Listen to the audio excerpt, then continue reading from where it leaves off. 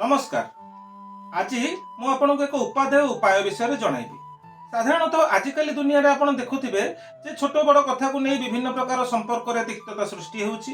विशेषतः दाम्पत्य जीवन रे कलह सृष्टि होई विवाह विच्छेद रे परिणत होउची। तेबे एही समस्यार समाधान पाई मु आपनको आज एक चमत्कारी उपाय विषय जनइबी। यह उपाय प्रयोग रे आपणकर संपर्क रे दाम्पत्य संपर्क रे वैवाहिक जीवन रे प्रेम वृद्धि पाइबो एवं संपर्क रे स्थिरता वृद्धि पाइबो, संपर्क दीर्घस्थायी हेबो। कौन प्रेम संपर्क को मध्य आपण आजीवन परिवर्तन करने को चाहूले, विवाह वैवाहिक जीवन में परिवर्तन करने को चाहूले, प्रेम संपर्क को सुदृढ़ करने को चाहूले, तेबे मध्य आपण एही उपायटी करि परिबे।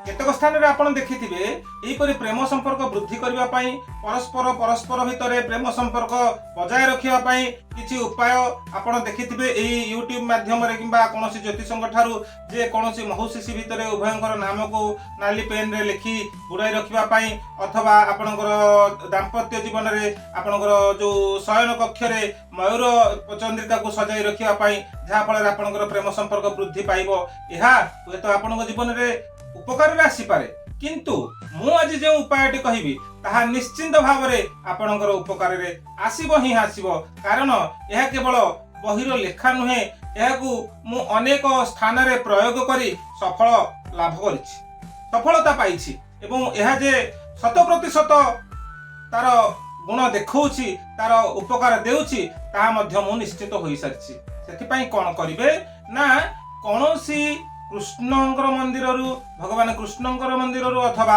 विष्णुंकर मंदिर अथवा जगन्नाथ मंदिर भगवान मूर्ति रे व्यवहृत मयूर चंद्रिका गोटे आनिबे।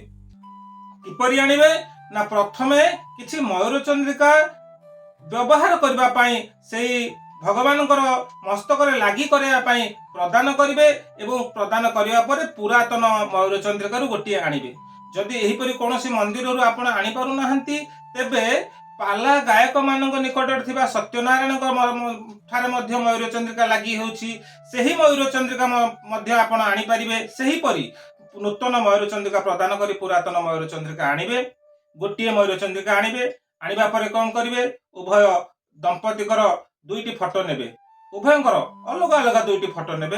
दुईटी फोटो को परस्पर सम्मुख को रखिबा परि रखी ता मध्य रे ही मयूर चंद्रिका को रखिबे एवं संपूर्ण यह को एक नाली रंगर रेशमी कपड़ा रे गुड़ाई रखी आपणकर शयन कक्ष रे रखिदेबे। अथवा आपणकर कोनोसी जो ठारे आपणकर विभिन्न प्रकार आपणकर स्मृति रखुछंती, सजाई रखुछंती, ता पाखरे मध्य रखिदेबे। देखिबे या पर किपरि भाबरे आपणकर समस्त मनमनांतर दूर होई जिवो, आपणकर जीवन रे प्रेम वृद्धि पाइबो, संपर्क रे मधुरता आसीबो एवं आपणकर जीवन हस खुशी रे पुणी थरे आगे चलिबो। कोनोसी प्रकार बाधा प्रतिबंधक आपणकर जीवन रे आसीबो नाही।